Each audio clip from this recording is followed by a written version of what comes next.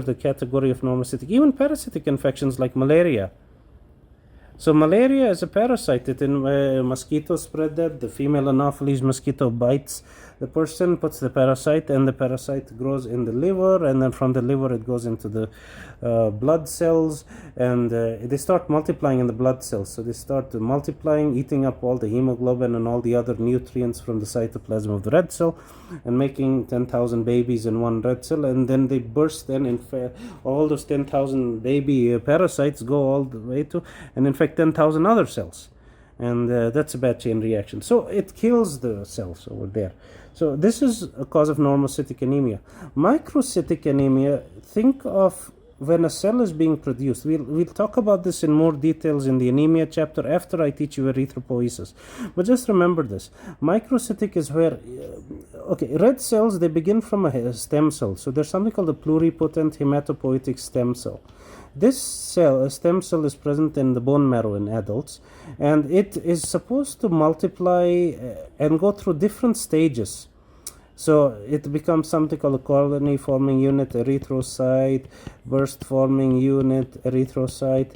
Then it becomes a pro-normoblast, normoblast, NORMO, normoblast, or you can even call it a pro-erythroblast.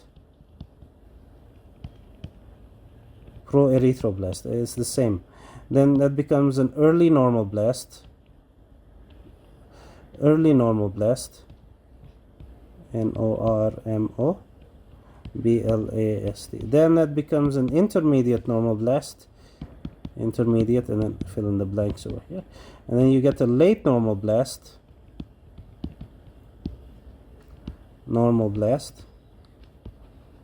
and from late normoblast you get a reticulocyte. You might remember this now.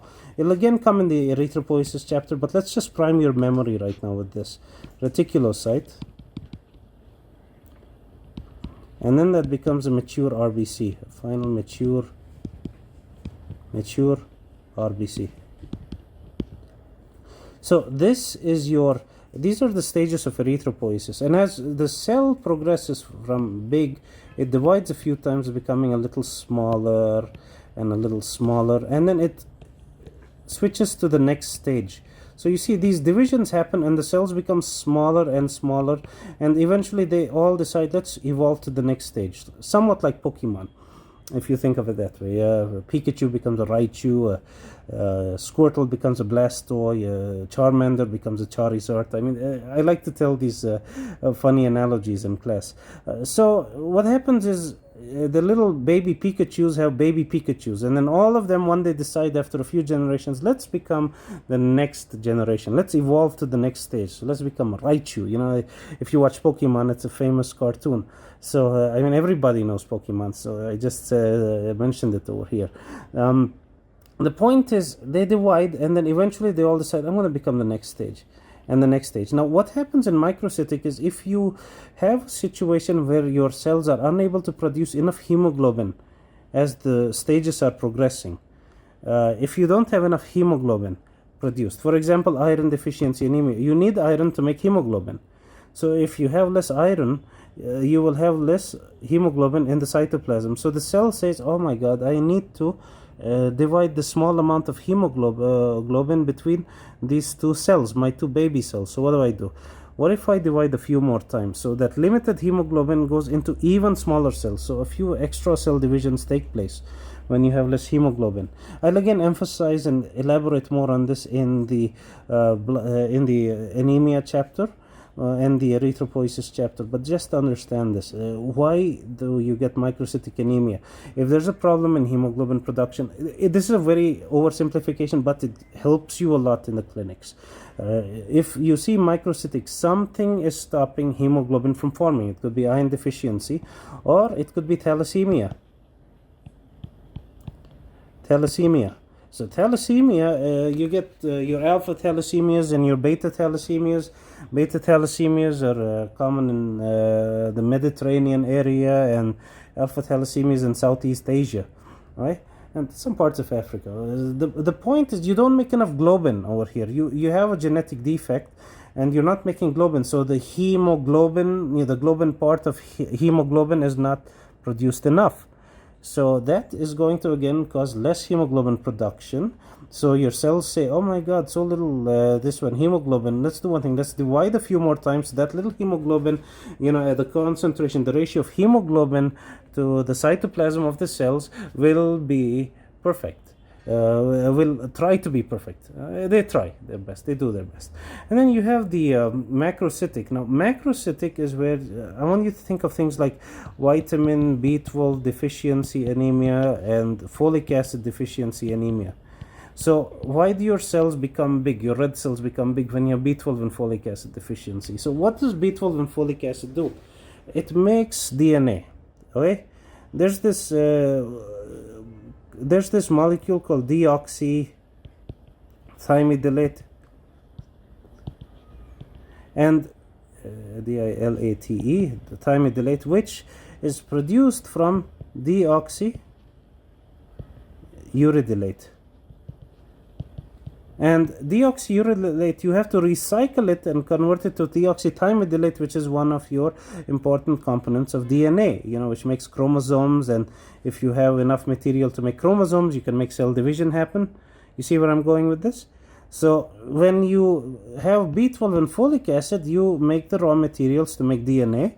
If you have enough DNA, cells can undergo cell division. Now remember, the stem cell divides a few times, then after a few generations they all become the next stage, and they divide a few times, then after a few cell divisions they all go to the next stage and the next stage. This is how it happens, and the cells progressively get smaller with each cell division. As each generation passes and as each stage of evolution takes place from one stage to the other, it will keep getting smaller.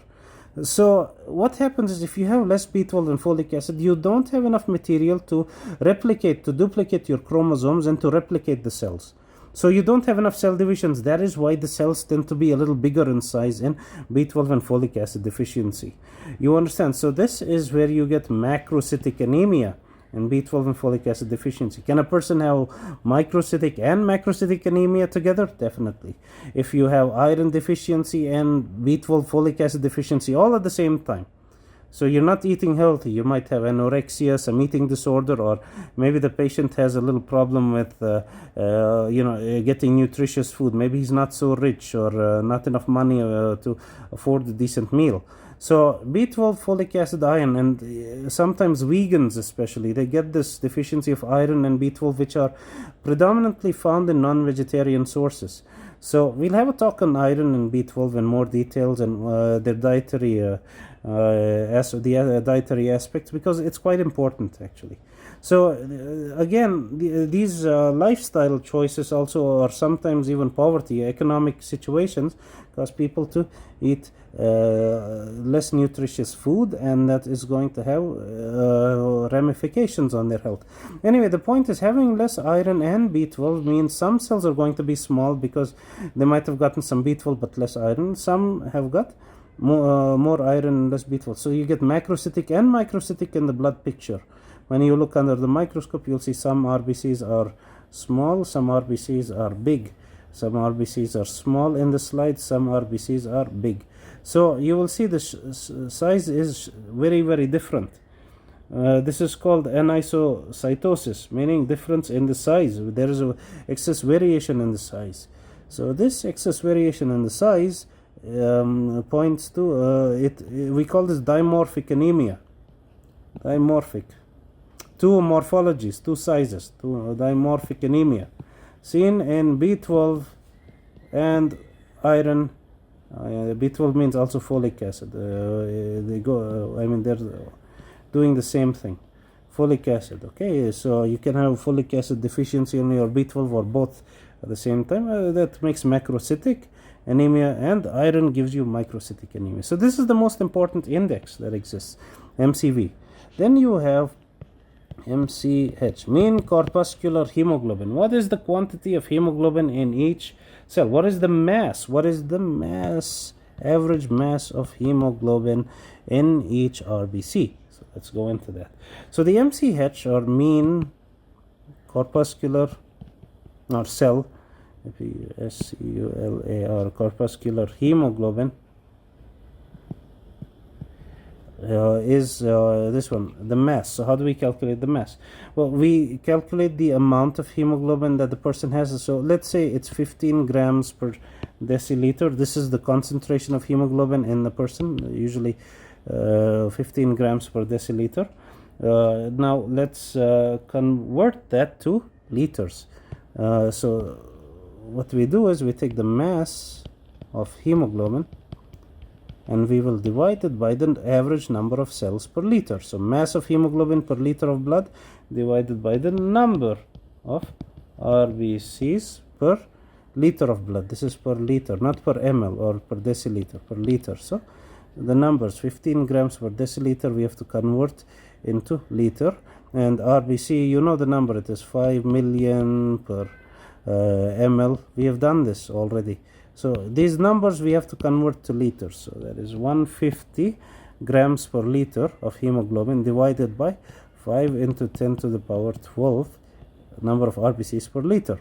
So that is going to come to 30 of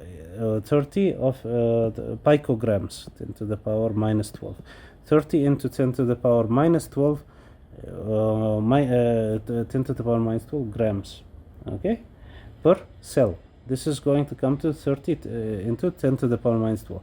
This comes to 30, you can have anything between 28 to 32 of your picograms per cell.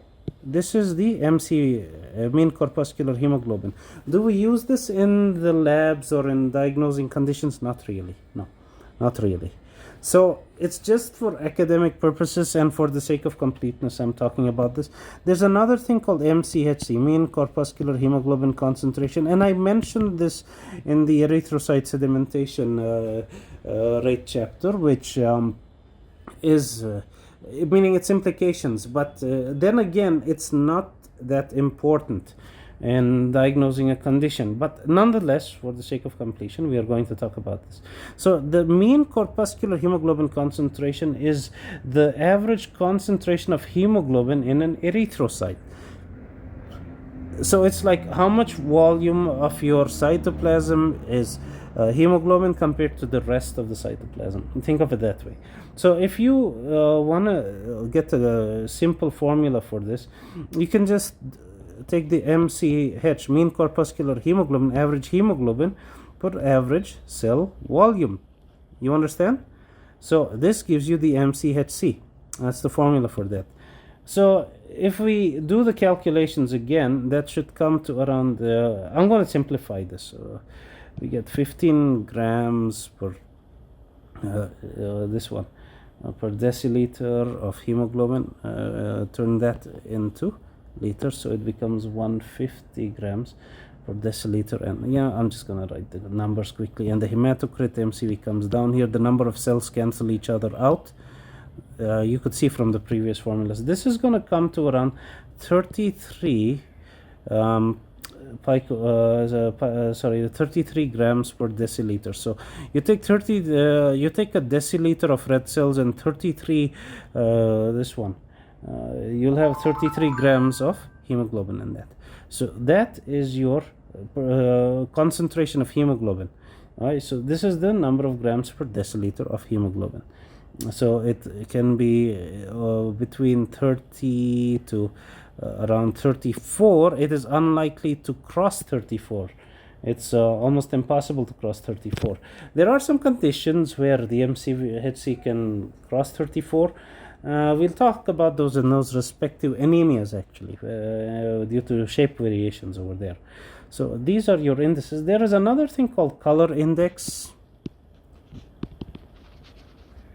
Color index, it's about the level of redness. Don't bother with it. In my opinion, you really have nothing to gain from learning about color index. It doesn't help. Nobody ever uses this, but you can check it out outside, so in other sources. I'm not going into it because you will never come across color index in your practice.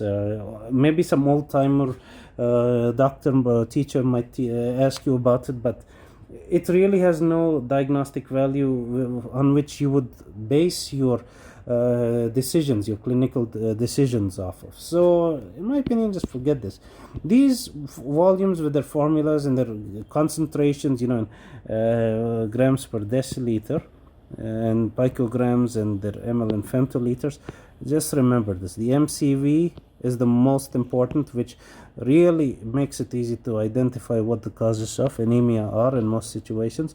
The MCH and the MCHC, academic purposes, good to know, but again, we use the MCV the most. Color index, wouldn't bother with too much over there. All right, so that is your RBC indices over here.